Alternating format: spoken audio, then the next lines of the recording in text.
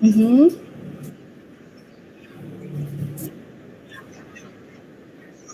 Eu? Não, sou só membro da comissão. Uhum. Tá. Uhum. Ok. Tá bem. A imagem tá legal, doutor Rodrigo? O senhor quer que mexa alguma coisa aqui? Tá bem. A senhora me ouve bem, doutora? Ainda tá baixo, mas melhorou, eu consigo ouvi-la. Eu vou fechar aqui a minha janela, que aí às vezes melhora um pouco o som. Só um minuto. Então, ó, já começou a transmissão.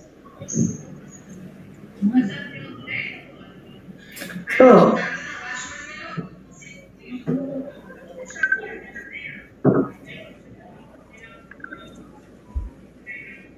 Vamos lá? Tudo ok, todo mundo? Já está transmitindo já, tá? Já estamos transmitindo? Já. Boa noite a todos. Obrigado aí pela presença de vocês. Doutora Luciana, nossa palestrante de hoje, lá das Minas Gerais. Muito obrigado por aceitar nosso convite. Doutora Ilnara, que é membro da comissão da OAB Jovem. Meu nome é Rodrigo Cansardes, sou diretor tesoureiro aqui da OAB de Volta Redonda e vou coordenar a transmissão. Tá ok? Eu vou passar para a doutora Ilnara, vai apresentar o currículo da palestrante e vai prosseguir com o evento. Doutora, a palavra está contigo. Obrigado aí. Boa noite a todos que nos acompanham pelo YouTube.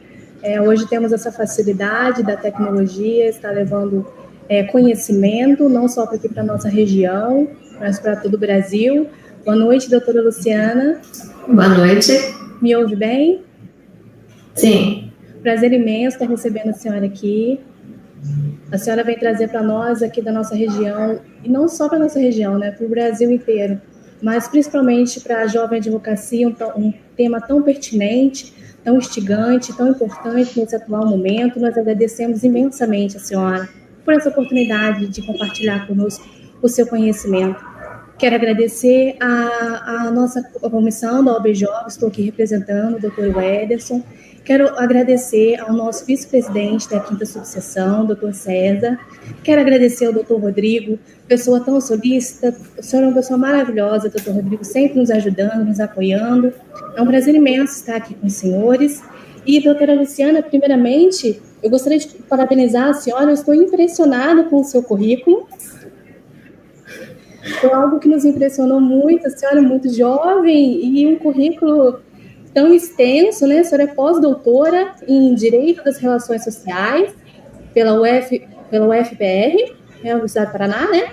Isso. Doutora e mestre em Direito Privado pela PUC de Minas Gerais, professora e coordenadora adjunta do curso de Direito da Universidade Federal de Lavras, professora do curso de Direito Médico do IEC PUC de Minas, membro do IDEC, presidente da Comissão de Responsabilidade Civil da OAB Minas Gerais, autora de livros e artigos jurídicos e advogada. Doutora, estou impressionada com o brilhantismo do currículo da senhora. Nos impressiona muito, muito jovem. Muito obrigada, doutora Ilnara. É realmente impressionante. Quero parabenizar a senhora por um currículo tão maravilhoso. E, doutora, esse tema que foi escolhido para essa palestra hoje, um tema muito instigante, muito presente, né, no dia a dia atual, né, mediante essa pandemia.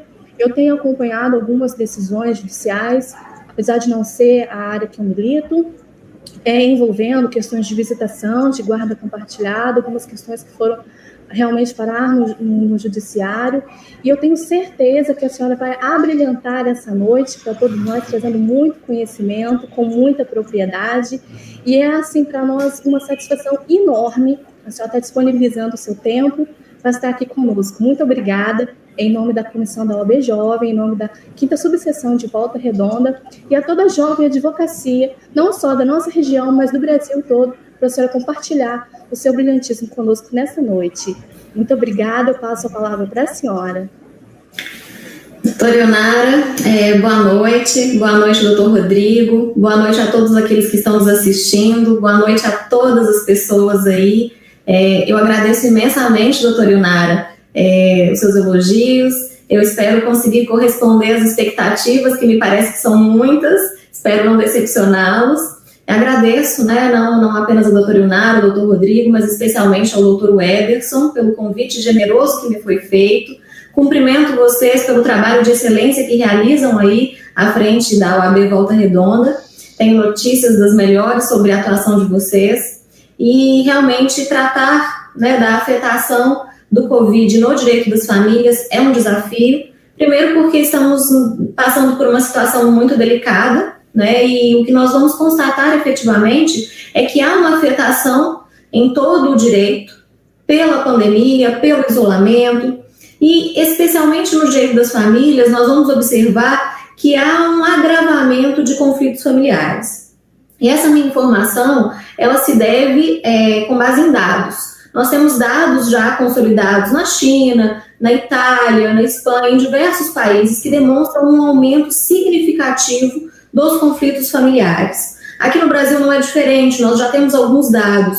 O Rio de Janeiro, por exemplo, ele lidera o aumento aí de violência doméstica do DISC 180.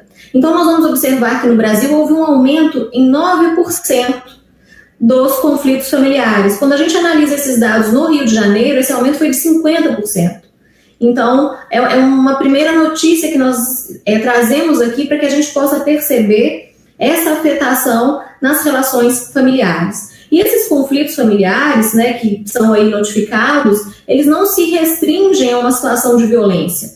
Para você ter uma ideia, quando a gente verifica outros dados, nós temos um aumento de 9.900% de busca no Google pela palavra divórcio. Eu vou repetir porque eu, particularmente, eu fico assustada com esse dado. Quase 10.000% no aumento registrado pelo Google Brasil da procura pela palavra divórcio.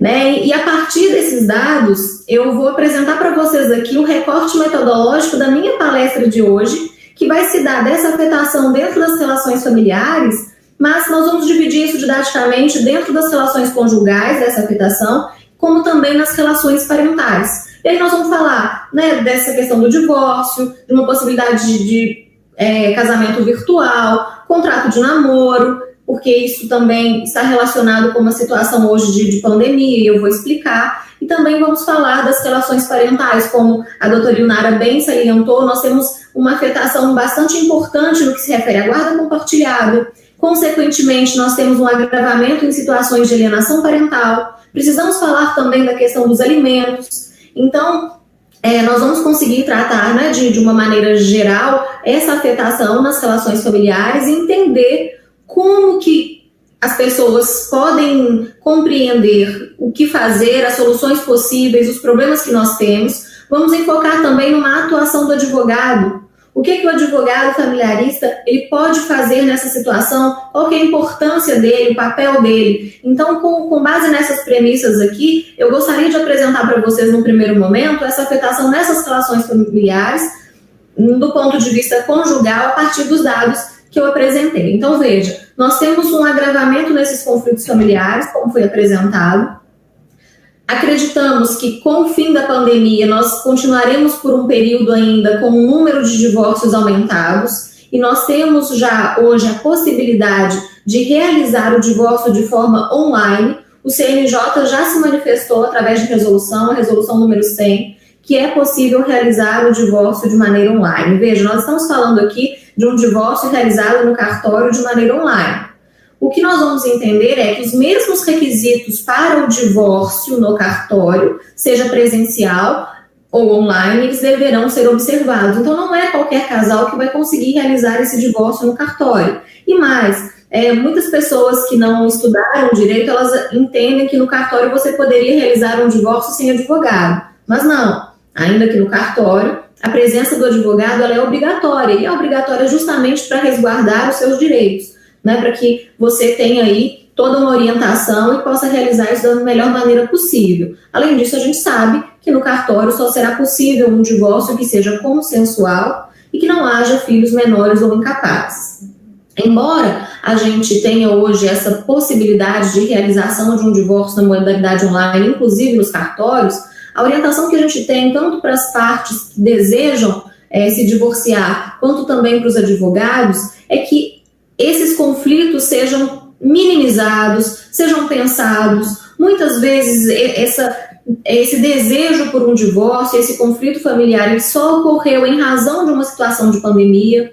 Nós não estávamos preparados, né, para um isolamento dessa maneira. Os filhos estão sem escola dentro de casa, muitas pessoas perderam seus empregos, a maioria das pessoas está trabalhando em casa sem uma ajuda, sem uma empregada, sem uma babá. Então, quem é casado aí já provavelmente se identificou, nunca imaginou que a esposa era tão chata, a esposa nunca imaginou que o marido era tão chato, porque o convívio, ele agrava esses conflitos. E nessa perspectiva, a gente convida, né, os advogados para que tenham essa sensibilidade, né, de orientar os seus clientes sobre pensar, sobre refletir sobre o momento vivenciado, de não se precipitarem sobre essas coisas. O casal realmente briga. Claro que nós não estamos falando aqui também de fingir que não há o conflito ou de permitir que alguém numa situação de ameaça fique num lar que não deve, numa situação de violência.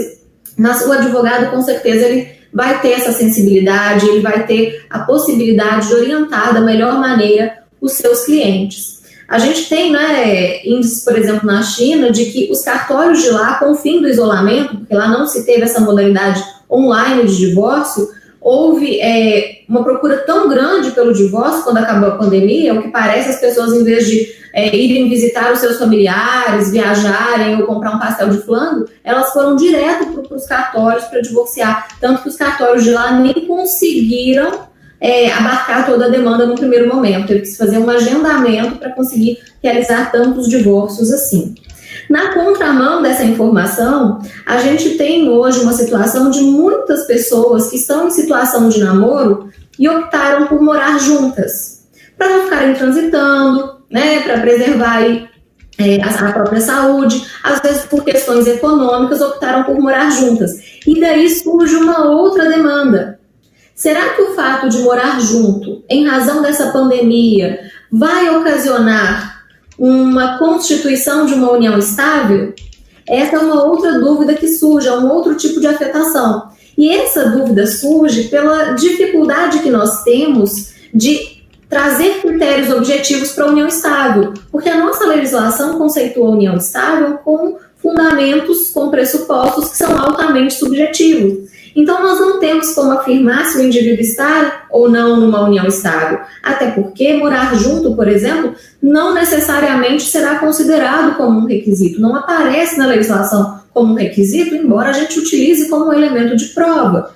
Fato é que também, aí, outros dados trazidos aí pelos cartórios de notas do Brasil, nós temos um aumento de 50% no número de contratos de namoro realizados, comparado nesses últimos 4 meses, comparados com o mesmo período do ano passado. Então, vejam, as pessoas estão morando juntas, estão preocupadas com a situação de namoro, né, de não caracterizar essa união estável, e estão procurando os cartórios para realizar contrato de namoro. Para esse contrato de namoro, nós não temos uma obrigatoriedade do advogado, mas a nossa recomendação é que as partes procurem um advogado. Por quê? Primeiro, porque nós não temos uma segurança tamanha ao afirmar que a celebração de um contrato de namoro, ela por si só descaracteriza a união estável. Então, já há, né, na própria perspectiva de um contrato de namoro, essa insegurança. Então, se você tem um advogado, você vai ter uma orientação adequada para que você saiba o que pode ser colocado, o que não pode, o que vai produzir efeitos, o que não vai, quais são as perspectivas que nós temos em relação a isso. Eu não vou me adentrar aqui, né, e me aprofundar na questão do contrato de namoro. Se alguém eventualmente tiver uma dúvida, depois a gente pode tratar sobre isso, mas seria objeto de uma outra palestra. O fato é que também nós percebemos que esse isolamento trazido pela pandemia, ele acaba por trazer essa demanda relacionada ao contrato de namoro. E aí, quando a gente pensa nessa situação, algumas pessoas vão pensar, eu estou numa situação instável, não sei se é namoro, não sei se é união estável, a gente não tem um regramento ainda consolidado que vai trazer essa proteção patrimonial ou que vai descaracterizar essa união estável, então eu prefiro me casar. No Rio de Janeiro, ainda nós não temos a possibilidade, pelo menos na consulta que eu fiz, se eu estiver errado, por favor, me corrijam, de possibilidade de casamento virtual. O casamento virtual já é uma realidade em Minas Gerais, o TJMG já se manifestou pelo casamento virtual, já é uma realidade também no estado de Pernambuco, o TJ Pernambuco também já consolidou a possibilidade do casamento virtual, então algumas pessoas estão optando pelo casamento virtual também. Então vejam que temos ainda muitas pessoas corajosas aí, querendo se casar, querendo regularizar a situação, querendo viver essa coexistencialidade, né? Tanto em relação ao divórcio quanto em relação ao casamento, a gente fala sempre que é preciso maturidade, é preciso paciência, né? Viver essa coexistencialidade é algo complexo, então que as pessoas tenham responsabilidade nessas escolhas. Hoje, como a gente sabe, a liberdade, ela vai chegar não apenas nos contratos, não apenas na propriedade, mas nós temos hoje uma liberdade muito maior nas relações familiares. Significa dizer também que essa afetação da liberdade nas relações familiares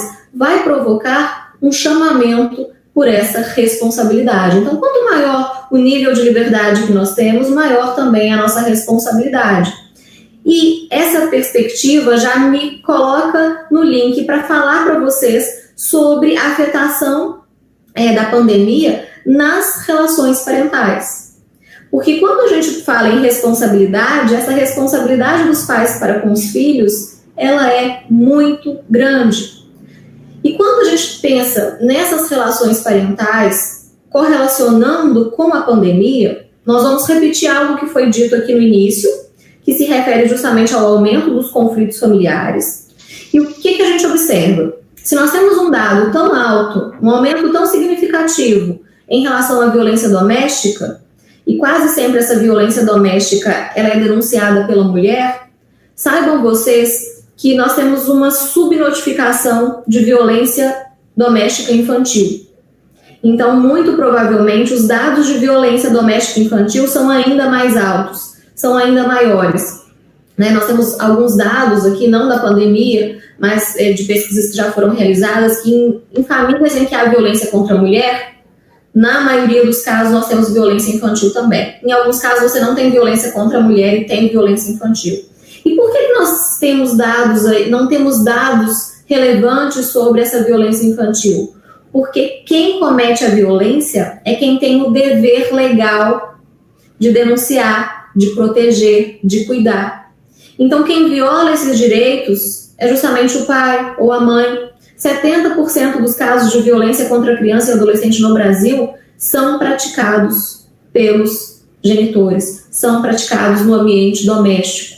Então, nós temos aí que perceber a importância de proteger essas crianças e proteger primeiramente nos seus próprios lares. Advertir os pais, que muitas vezes vão agredir seus filhos, maltratar seus filhos, sem a consciência do mal que estão fazendo, sem consciência da violência efetivamente que estão praticando. Então, nós precisamos pensar a respeito desse conflito familiar também nas relações parentais.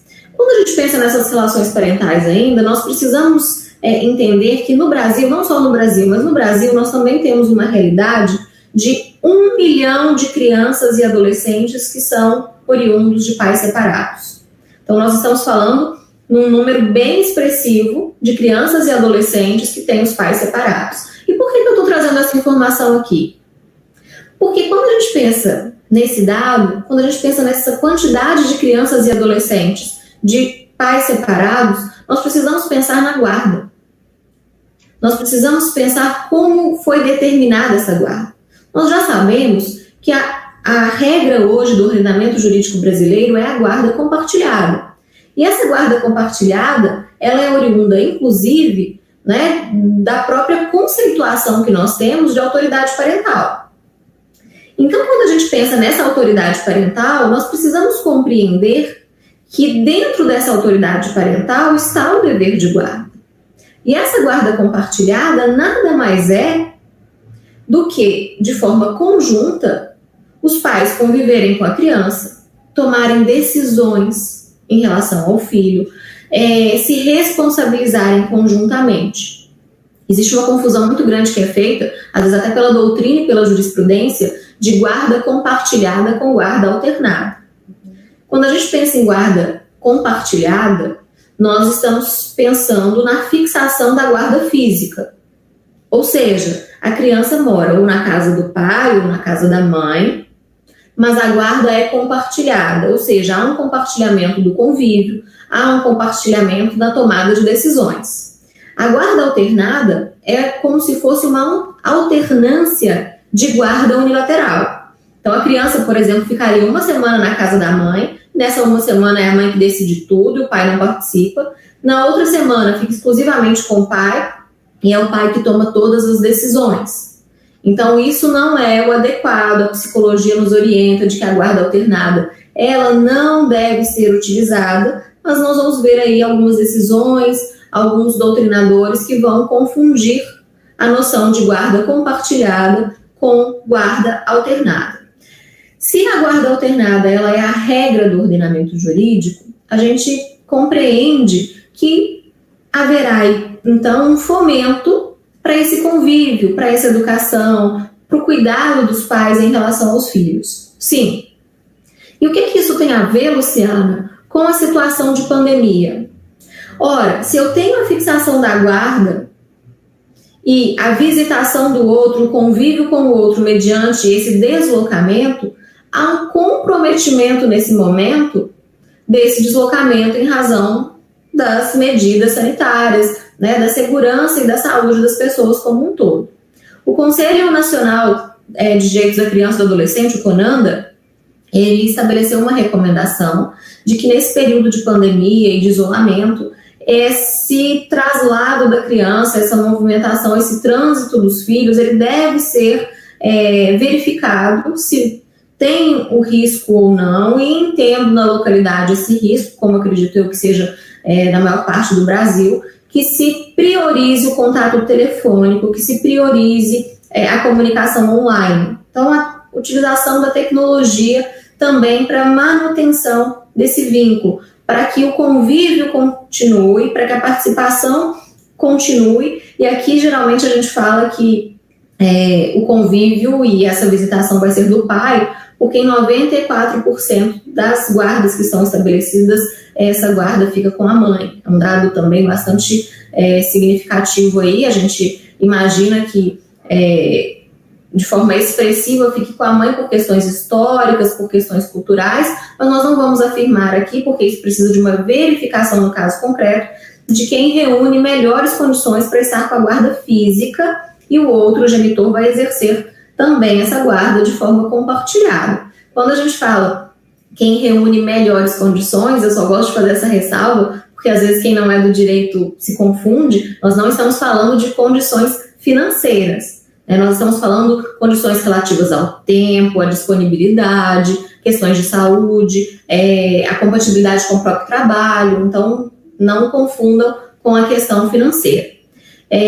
Recentemente eu vi um post num grupo que eu faço parte, um grupo de mães do Facebook, um grupo bem grande, e uma mãe se manifestou indignada porque o pai foi buscar a criança, ele mora numa cidade perto aqui de Belo Horizonte, foi buscar essa criança e buscou essa criança com a madrasta. E ela ficou indignada por conta, né, da segurança, que estava em contato com a madrasta, que não poderia, que o pai era o irresponsável. E embaixo dessa manifestação dela nesse grupo de mães, um monte de mães, né, em sua maioria, apoiando e falando: não deixa o pai nunca mais visitar, tira a guarda dele, acaba com a visitação, procura seu advogado para que ele nunca mais veja essa criança, que pai irresponsável. Eu fiquei um pouco assustada, né, em razão da quantidade de manifestações nesse sentido. Eu não estou aqui para julgar essas mães, não é esse o meu papel aqui, mas por que isso me chamou a atenção? Porque esse tipo de manifestação e a quantidade, né, de pessoas que se insurgiram com o que foi feito demonstra que essa pandemia ela é um cenário propício para a situação de alienação parental. O que vem a ser essa alienação parental? Nós estamos falando de um genitor ou de uma genitora que vai aí manipular seu filho contra o outro, que vai tentar afastar do convívio. E aqui quase sempre são as mães que são as alienadoras. Por quê? Porque quase sempre são as mães que estão com a guarda dos seus filhos, né? Então, vão tentar afastar esse pai, vão tentar falar com a criança que aquele pai não presta, às vezes vão mudar de cidade, vão impedir o convívio. E com esse isolamento, essa noção de convívio já fica comprometida. E nesse caso especificamente, eu até me manifestei lá falando que se a criança está em contato com o pai, o contato com a madrasta não faria tanta diferença, porque o pai mora com a madrasta. Então não seria tão prejudicial assim, para ela pensar que é a filha que vai tirar as próprias conclusões, né? Porque a compreensão que a mãe tem do pai, ela não é a mesma que o filho vai ter. Então, se o indivíduo foi um péssimo marido, não quer dizer que ele vai ser um péssimo pai, são situações diferentes. E na alienação parental, a consciência disso, o entender sobre isso, muitas vezes ele resolve o problema. E é por isso que o que a gente vai observar hoje, aí eu vou falar especificamente de onde eu atuo, aqui no Tribunal de Justiça de Minas Gerais, nós temos visto que nessas situações de guarda, em que há uma regulamentação de visitas, por exemplo, muitos têm se insurgido pedindo para que cesse a visitação. Os juízes têm se manifestado de um modo geral, determinando o convívio, mas na modalidade online. Então, é o que nós temos observado. Esses dias, um colega meu me comentou comigo que ele defendendo o pai da criança para manutenção das visitas presenciais, a mãe alegou que isso comprometeria a criança, a segurança dela, e o juiz liminarmente deferiu aí, então, as visitas tão somente online. E o cliente acabou descobrindo por redes sociais que a mãe não queria que o pai visitasse, mas estava circulando com a criança, tirando foto em outras localidades, em casas de outros parentes, né? Então, a gente precisa de um pouco de coerência nisso também. Claro que a segurança é importante, como eu falei para vocês, o próprio CONANDA, ele se manifesta nesse sentido, os nossos juízes, os tribunais, eles têm se atentado para essa segurança, mas que a gente não utilize a situação de pandemia para promover alienação parental, para afastar os filhos dos pais, para afastar os filhos das mães, para que a gente consiga a manutenção desses vínculos, porque esse direito de convívio, esse cuidado, ele está diretamente ligado à proteção da criança e do adolescente, à doutrina de proteção integral, ao melhor interesse dessa criança e desse adolescente que são filhos. Então, é uma primeira preocupação que a gente precisa ter aqui em relação a essa alienação parental. E quando a gente consegue, mesmo numa situação de pandemia, continuar e manter uma guarda compartilhada, isso é tanto melhor. Como é que o advogado ele atua nesse momento?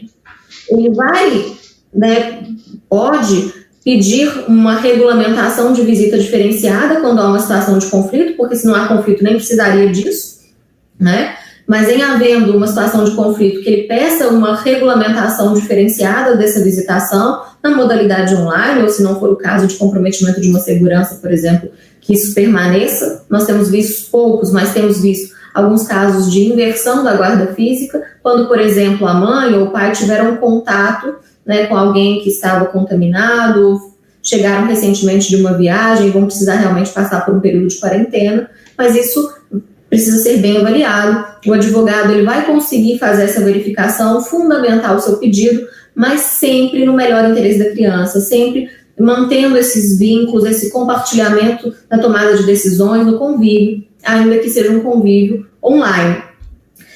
De outro modo, nós temos aí, inclusive, uma notícia que saiu no jornal Globo do Rio de Janeiro, e o título da manchete era "De quarentena com o ex". Alguns pais, ao contrário desses conflitos, para preservar a segurança das crianças e para, ao mesmo tempo, não perderem o convívio presencial, optaram por voltar a morar juntos. Olha, interessante. Né? Nossa, eu achei bastante curioso, inclusive um amigo meu aqui de BH está nessa situação, tá dando certo, eu até brinquei com ele, falei assim, você vai acabar voltando. Ele falou, não tem a menor chance, né, mas estão morando juntos novamente para que nenhum dos dois perca o convívio com essa criança, e a criança, por óbvio, ela está aí feliz da vida convivendo com seus genitores.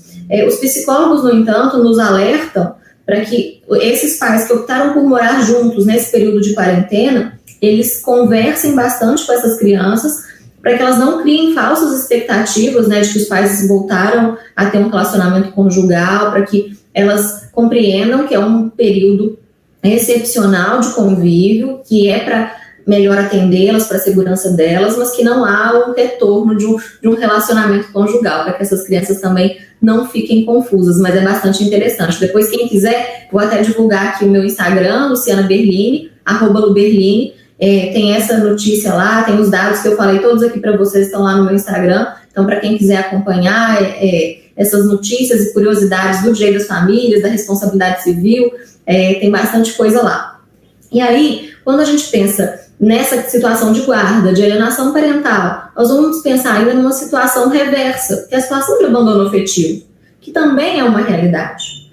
Nós comentamos aqui de responsabilidade civil, há uma resistência ainda muito grande de se falar na aplicação da responsabilidade civil dentro do direito das famílias. Mas se tem um lugar que a responsabilidade civil tem sido aplicada, é justamente nas hipóteses de abandono afetivo. A gente sabe que a terminologia hoje adotada pelo STJ não é de abandono afetivo, né? A indenização que se dá é em razão do descumprimento de um dever de cuidado, mas fato é que essa nomenclatura é a mais utilizada, é a mais comum, então a gente faz a ressalva, mas compreende o significado dela, porque a maioria dos autores aí, do próprio judiciário, entende que o afeto está vinculado a um sentimento, a uma seara subjetiva que nós não poderíamos controlar, motivo pelo qual o que se indeniza mesmo, o ato ilícito praticado, se refere ao descumprimento de um dever de cuidado. E por que isso tem relação com a guarda compartilhada? Por que isso tem relação com a alienação parental?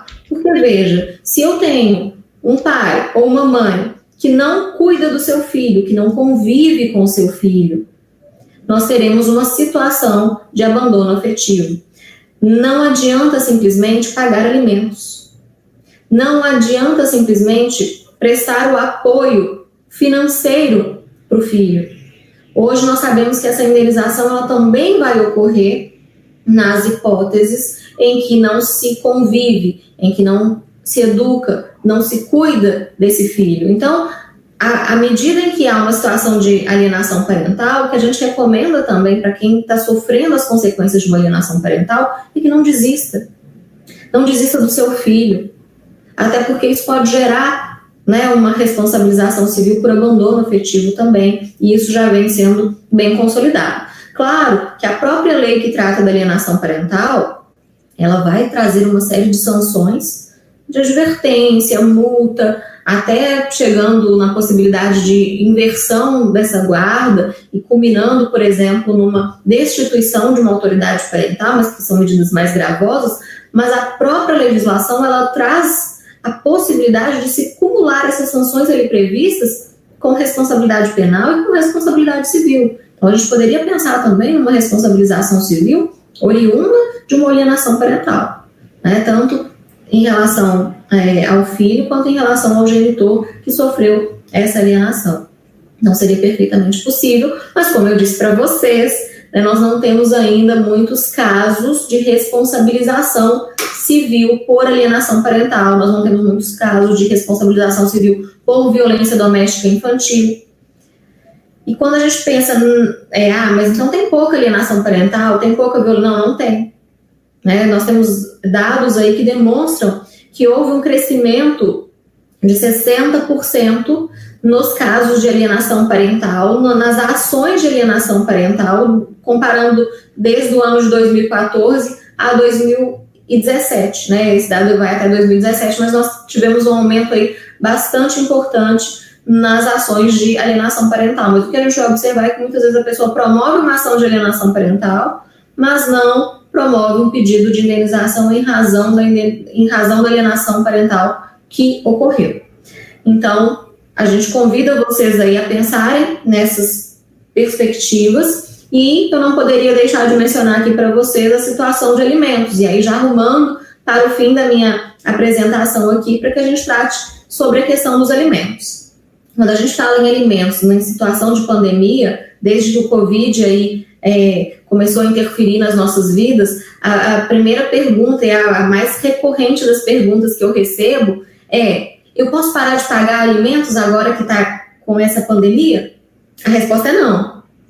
A resposta é não. Você não pode parar de pagar os alimentos. Os alimentos continuam sendo devidos, mesmo em situação de pandemia.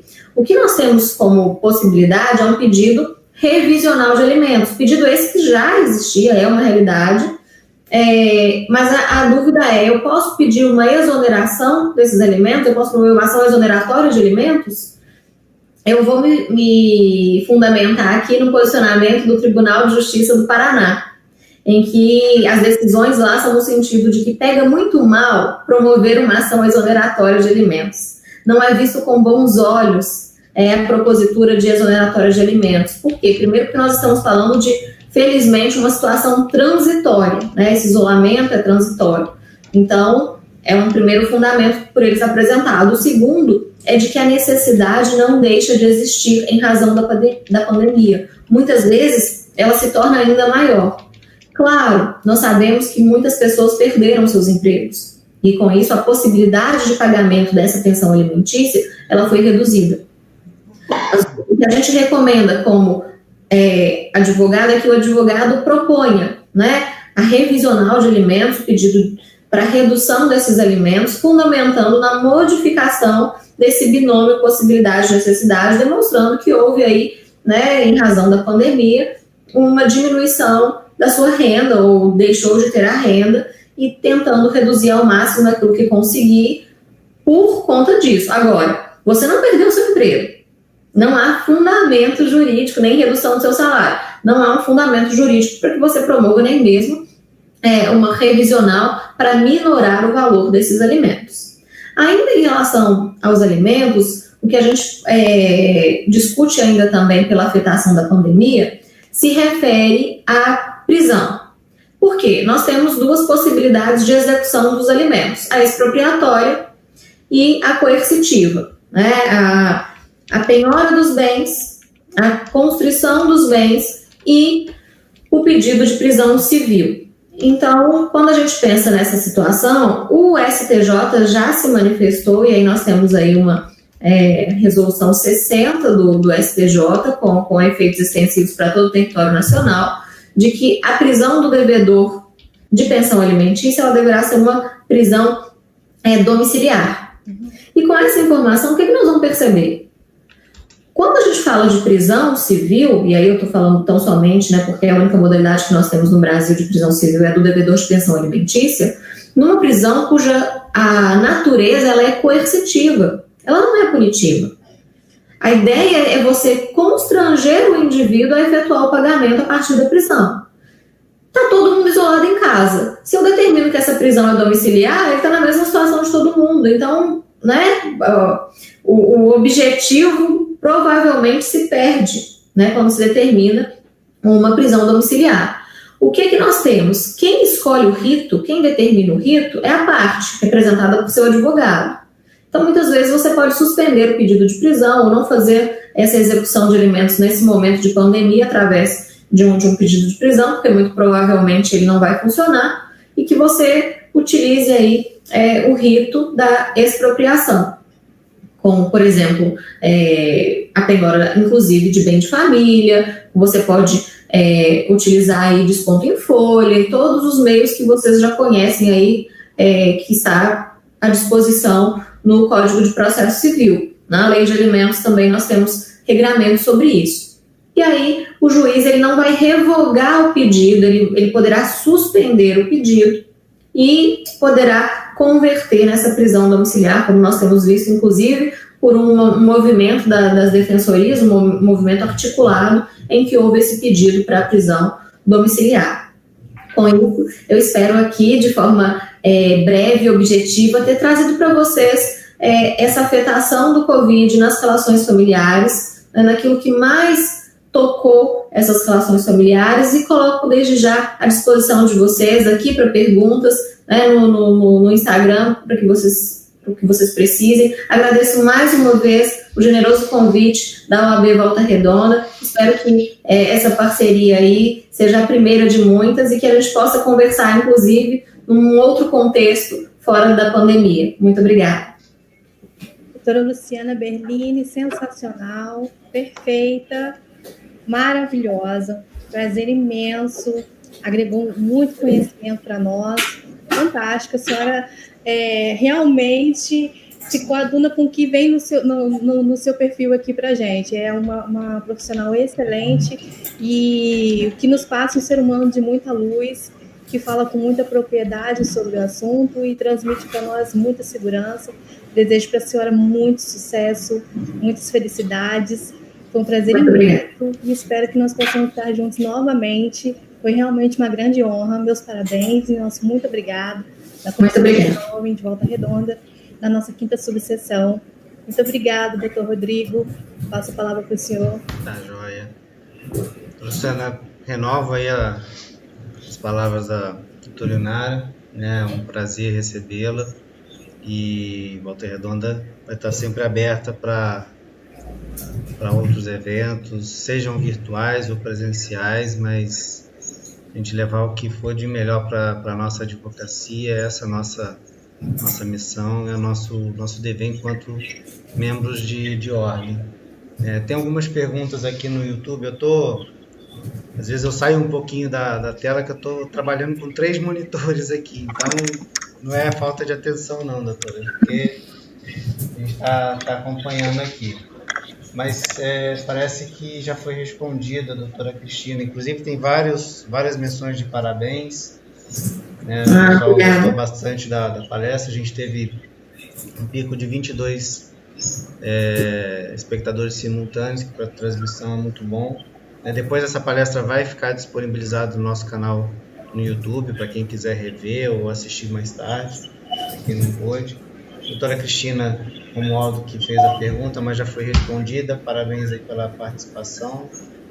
Ela fala sobre a questão da visitação, se é possível que o magistrado suspenda a guarda compartilhada, restringindo a um dos genitores por haver casos de Covid-19. Mas logo em seguida ela fala sobre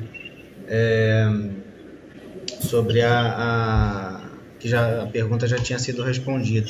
Mas eu vou ampliar um pouquinho esse pensamento, porque são 2 casos que é muito comum. Eu não advogo muito na área de família, mas eu tenho alguns casos específicos aqui.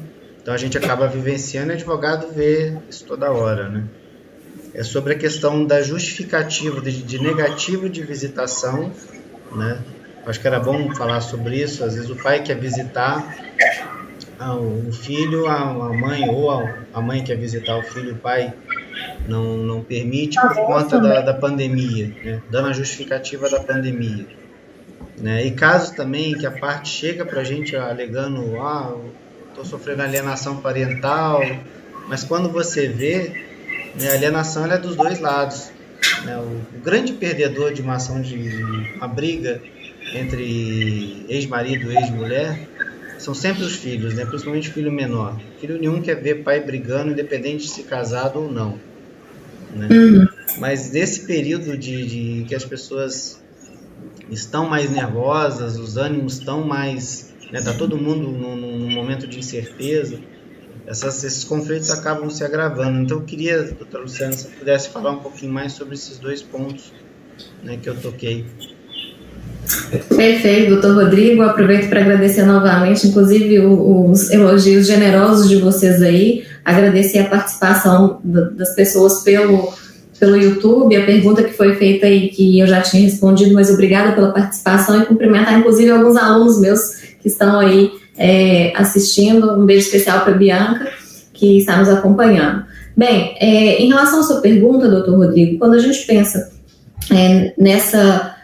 nesse empecilho que muitas vezes é criado por uma visitação, o que o advogado ele pode fazer é atravessar uma petição informando aquela situação para o juiz, e isso se a parte não conseguiu fazer isso né, de forma mais simples, com diálogo. Porque, infelizmente, em alguns casos, a gente vai perceber que os pais sequer conseguem dialogar. Então, quando isso não for possível, que se atravesse uma petição, comunique o juiz daquela prática, né, ou de uma prática de alienação parental, ou da tentativa de se impedir uma visitação, para que o juiz faça a primeira coisa, que é advertir a outra parte sobre as consequências daquele tipo de prática. Então, no momento em que você atravessa uma petição informando aquela prática de impedimento de uma visitação de forma infundada, ou que houve, né, uma constatação pela criança de que informou-se A, Y ou Z de algo que é indevido, que se informe isso ao juiz para que o juiz faça a advertência, que é a primeira coisa a ser feita para que o outro genitor interrompa aquela prática.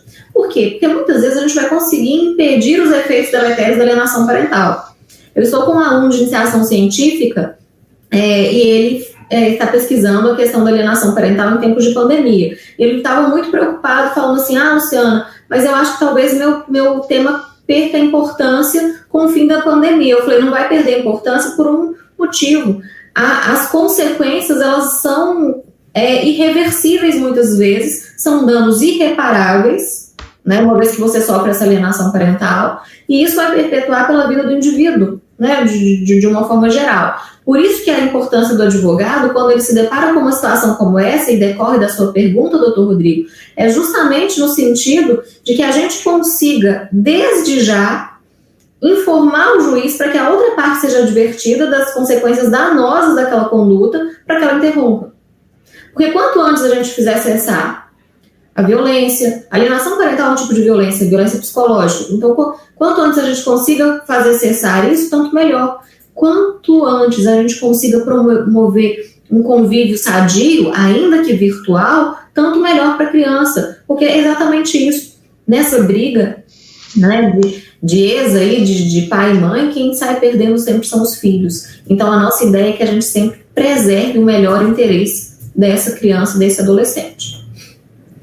Doutora Luciana, eu acompanhei recentemente uma reportagem sobre temas jurídicos, né, numa revista jurídica, e envolvia também avós, eu não me lembro se eram avós paternos ou maternos, mas que eles buscaram auxílio no judiciário porque, de alguma maneira, eles estavam impedidos de ter acesso ao neto, e eu não sei, assim, por que virtualmente eles não estavam tendo esse acesso, e os avós, eles adentraram, né, ao Poder Judiciário, que é uma situação de conflito, né, no restauro da saída, e eles conseguiram ter do magistrado a decisão para que aquele que detinha a guarda dessa criança permitisse que fosse realizado uma videoconferência, né?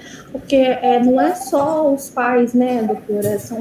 Tem outros familiares também que estão sofrendo, né, com a distância, principalmente os idosos, grupos de risco, e que querem ter acesso àquela criança, àquele adolescente, que muitas vezes, como a senhora está explicando, aquele que detém a guarda, muitas vezes utiliza-se do judiciário, utiliza-se de medidas que eram para trazer o bem para a criança, mas por guerras internas eles misturam tudo e quem sai prejudicado são as crianças, de fato, né? São os menores.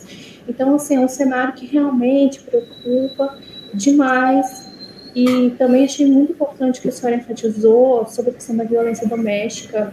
Eu, como mulher, como advogada militante, defensora dos direitos das mulheres, realmente é muito triste isso que a gente tem visto, esse agravamento, né, de uma situação que já era muito complicada, né, e a grande maioria das situações de violência doméstica, a vítima, né, mulher, né, e claro que a gente sabe que tem situações e situações, mas que a violência doméstica contra a mulher, ela é muito grave aqui no Brasil, e é um dado assim, que nos entristece muito.